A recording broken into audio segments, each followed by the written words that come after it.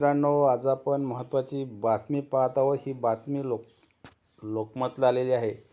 या बातमीमध्ये बघा, अंगणवाडी भरती प्रक्रिया SEBCसाठी स्थगित अशा आशयाची बातमी पाहूया.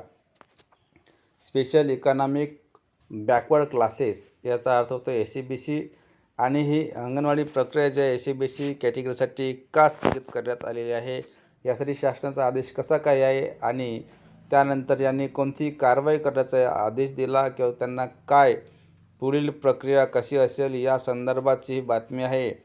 या ठिकाणी आता आपल्याला जाणून घेण्याचा प्रयत्न करायचा आहे की मराठा अर्जदारांना या ठिकाणी दिलासा दिला, पण SEBCसाठी मात्र ही प्रक्रिया स्थगित आहे. या संदर्भातील बातमी आता आपण सविस्तरपणे जाणून घेऊया. तासगाववरून ही बातमी आलेली आहे. मराठा समाजाचा SEBCमध्ये समावेश झाल्यानंतरही या ठिकाणी झाल्यानंतरही जुनाच आदेशाप्रमाणे अंगणवाडी भरती प्रक्रिया राबवण्यात आली.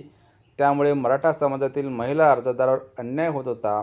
याबाबत अंगणवाडी मदतनीस भरती प्रक्रियेमध्ये मराठ्यांच्या लाडक्या बहिणीवर अन्याय या मथळ्याखाली लोकमतमधून विशेष वृत्त प्रसिद्ध करण्यात आले होते.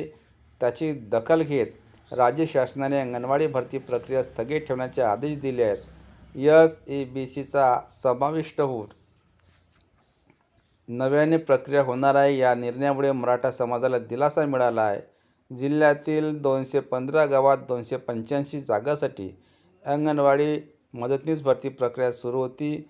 यापूर्वी मराठा अर्जदारांना EWS मधून आरक्षणाचा लाभ मिळत होता. मात्र 18 जून 2024च्या शासन निर्णयानुसार मराठा समाजाला SEBCमधून आरक्षणाचा लाभ मिळत आहे. सकल मराठा समाजातून होत असलेल्या अन्यायाबाबत तीव्र आवाज उठवल्यानंतर राज्य शासनाने अंगणवाडी मदतनीस भरती प्रक्रिया रद्द करण्याचा निर्णय घेतला आहे. राज्य शासनाने सहसचिव विराट ठाकूर यांनी एकात्मिक बाल विकास सेवा योजनेच्या आयुक्तांना अंगणवाडी मदतनीस भरती प्रक्रिया स्थगित ठेवण्याचे आदेश दिलेले आहेत. SEBCकरिता गुणांकन व अन्य बाबी समाविष्ट करून शासन निर्णय सुधारित करण्याबाबत आयुक्तांनी प्रस्ताव केला आहे. आता अतिरिक्त गुणांचा प्रश्न या सदराखाली आपण पाहू काय सांगतात ते. तर अंगणवाडी भरती प्रक्रियेत प्रवर्गनिहाय अतिरिक्त गुणांकनाचा लाभ दिला जातो. EWS प्रवर्गातून यापूर्वी मराठा समाजातील उमेदवारांना अतिरिक्त 5 गुणांचा लाभ मिळतो.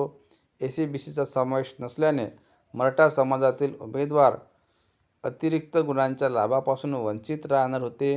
याबाबत लोकमतमधून आवाज उठवण्याचा प्रयत्न केला होता किंवा आवाज उठवण्यात आला होता.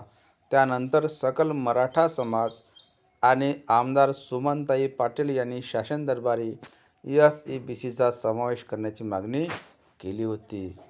तर बघा, आता अंगणवाडी भरती प्रक्रिया SEBCसाठी स्थगित केली असा शासनाचा आदेश आहे. म्हणून आता SEBC प्रवर्गात जे मराठा समाज किंवा मराठा अर्जदार समाविष्ट होणार होता त्यांना आता दिलासा मिळाला आहे. ही शालेय पोषण आहारातील 12 मेन्यू ठरतायत शिक्षकांसाठी डोकेदुखी. हिशेब ठेवण्याचे टेन्शन, शिक्षण विभागाकडून मार्गदर्शनच नाही. कोणकोणत्या पाककृतींचा समावेश, यामध्ये ही बातमीसुद्धा आपण ॲड करून टाकू. ही बातमीसुद्धा अकोल्याहून आलेली आहे. इयत्ता 1ली ते 8वीच्या विद्यार्थ्यांना पंतप्रधान पोषण शक्ती निर्माण योजना अंतर्गत आठवडाभर दिल्या जाणाऱ्या पोषण आहारासाठी आता विभागाने 12 मेन्यूचे प्रकार ठरवून दिलेले आहेत. मुलांना पोषण आहार मिळत असला तरी हे 12 मेन्यू मात्र शिक्षकांसाठी, मुख्याध्यापकांसाठी डोकेदुखी ठरत आहे. आता बघा आपल्याला या ठिकाणी, आणि इतकेच नव्हे तरी विद्यार्थ्यांच्या पोषण आहारात 12 वैविध्यपूर्ण पाककृतीचा समावेश करण्यात आला आहे. विद्यार्थ्यांच्या दृष्टिकोनातून मेन्यूचा निर्णय चांगला असला तरी कडधान्य, तेल, मसाले, तांदूळ यांचा हिशेब ठेवावा लागणार आहे. तो कसा ठेवावा असा प्रश्न शिक्षकांनी उपस्थित केला आहे. शिक्षण विभागाने त्याविषयी कोणतेही मार्गदर्शन केले नसल्याने शिक्षकांचे म्हणणे आहे. बघा कोणकोणत्या पाककृतींचा समावेश आहे यामध्ये. तर शालेय पोषण आहारामध्ये एक अंडा पुलाव, भाज्यांचा पुलाव, मसाले भात, मटार पुलाव, मूगडाळीची खिचडी, चवळी खिचडी, चना पुलाव, सोयाबीन पुलाव, मसूर पुलाव, मटकीची उसळ, गोड खिचडी, मूग शेवगा, वरण भात, तांदळाची खीर, नाचणीचे सत्व, मूड आलेलं कडधान्य असा पदार्थांचा समावेश केला. हे ते 12 पदार्थ आहे. विद्यार्थी मस्त आता हे 12 पदार्थ खातात. पहा मित्रांनो, तुम्हाला सांगतोय आमच्या गावचे की विद्यार्थी आहे ना, शाळेमध्ये शिकायला जात नाहीत, फक्त खायला जाते दुपारी आणि पण दसऱ्याला दंडी मारते. ओके, अशा प्रकारचे काही काही विद्यार्थी आहेत. प्रत्येकच गावामध्ये चालते, मस्तपैकी भेटते म्हणते. दुपारचं जेवण दुपारपर्यंत जाते आणि दुपारी जेवायला खावलं का लपून लपून घरी येतात. शिक्षकांना त्यांना मारण्याचा अधिकार नाही, ते काय करणार बिचारा, जातातच आहे. ओके, आणि शिक्षकांनी त्यांना रोखण्याचा प्रयत्न जरी केला तर गावकरी मंडळी शिक्षकावर रागावतात. मग शिक्षकांना आपला जीव प्रिय असतो, त्यामुळे ती मुलांना काही म्हणत नाहीत. जेवाल तर जेवा, याल तर याल, अशा प्रकारे एकंदरीत परिस्थिती आहे. त्यासाठी ग्रामस्थांनी एकत्र येऊन विद्यार्थ्यांना घडवण्याचे कार्य करायला पाहिजे. शिक्षकांचं काम शिक्षक प्रामाणिकपणे करतच असतात. चल मित्रांनो, या ठिकाणी दुसरा बघा, देवानंद मोरे काय म्हणतात, शासन निर्णयाप्रमाणे प्रत्येक शाळेत शालेय पोषण आहारांतर्गत 12 प्रकारच्या 2 आठवड्यांच्या नवीन पाककृती तयार करून विद्यार्थ्यांना द्यायच्या आहेत. मात्र ही बाब मुख्याध्यापकांना डोकेदुखी ठरणार आहे. याची अंमलबजावणी केंद्रीय पाकगृह पद्धतीने नवीन पाककृती तयार करून शाळांना पुरवावी. मुख्याध्यापकांना या जबाबदारीतून मुक्त करावे, देवानंद मोरे असे म्हणतात. हे जिल्हाध्यक्ष आहेत महाराष्ट्र राज्य शिक्षक सेनेचे. आसाम शाळांमध्ये CCTV बसवण्यासाठी अल्टिमेटम आहे. आदिवासी विभागाचा निर्णय, अन्यथा कारवाई करायचा इशारा. कंत्राटी कर्मचाऱ्यांना चारित्र्य पडताळणी अनिवार्यसुद्धा आहे.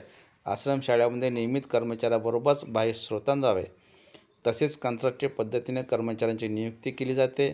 यापुढे कंत्राटी कर्मचाऱ्यांच्या स्थानिक पोलीस यंत्रणेमार्फत चारित्र्य पडताळणी करणे बंधनकारक राहणार आहे.